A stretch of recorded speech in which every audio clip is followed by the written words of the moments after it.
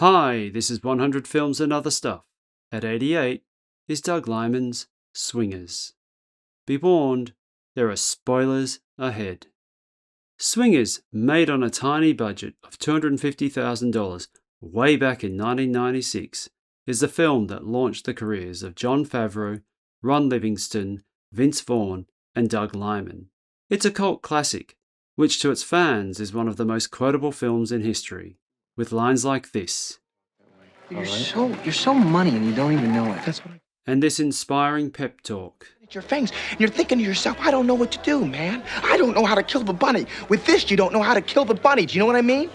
You're like a big bear, man. Being the most quoted. Being made in the mid-90s, Swingers is postmodern to be sure, and has countless scenes referencing other movies, which was all the rage at the time thanks to Tarantino. It also looks surprisingly good despite its modest budget, and has a fantastic soundtrack. But despite its sleek images, humour and homages, what I want to talk about with Swingers is its depictions of men and the way they behave together. Because the men in Swingers, love them or hate them, are very realistic as they convey their insecurities, arrogance, misogyny, humour, and importantly, their support for each other.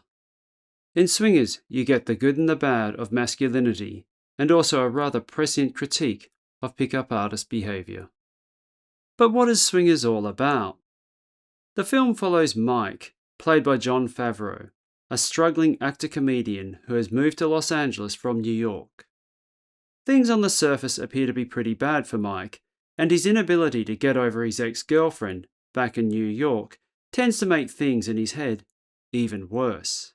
Mike is a good guy, but he's frustrated and struggling to find his way in LA's dating scene, which makes him look insecure and desperate at times.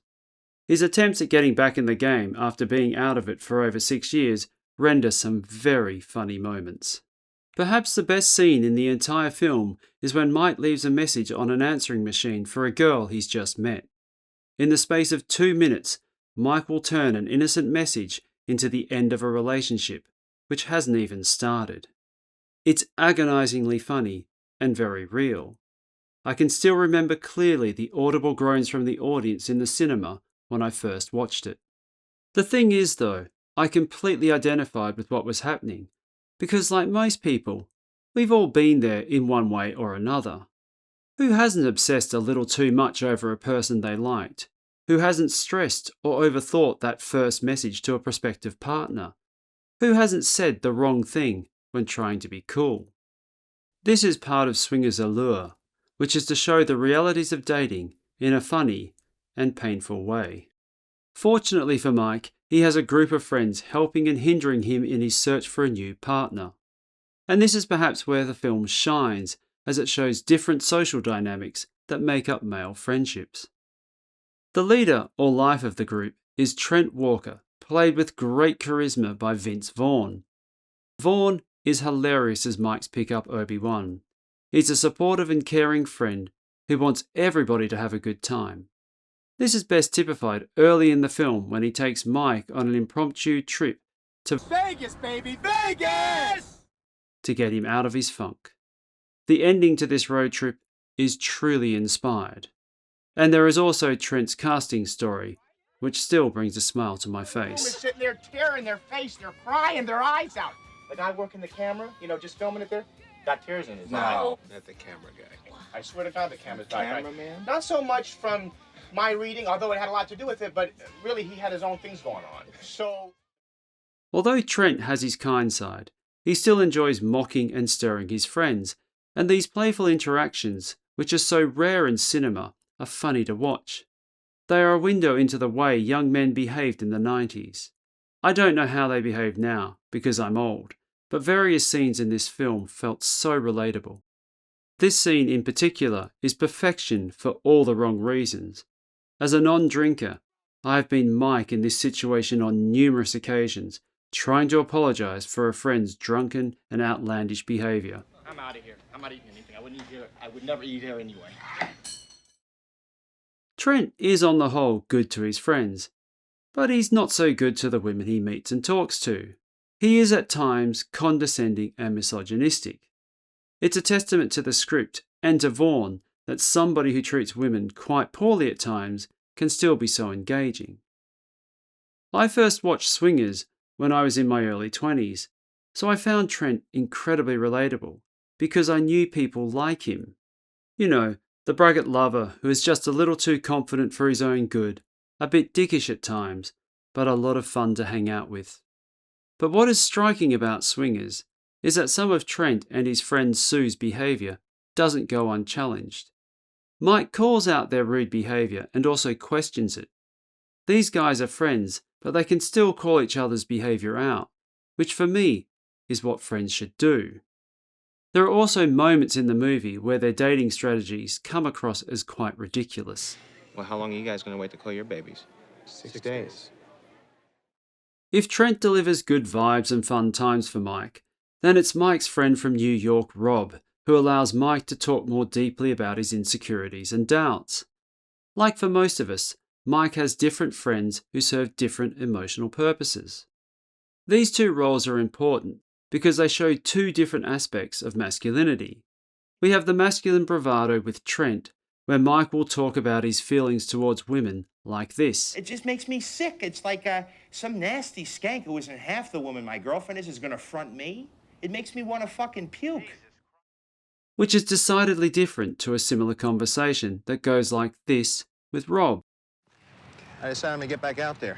Good. Glad to hear it. Not make any more excuses for myself. Excellent. This is what gives Swingers' characters depth and makes it such a good film, in my opinion.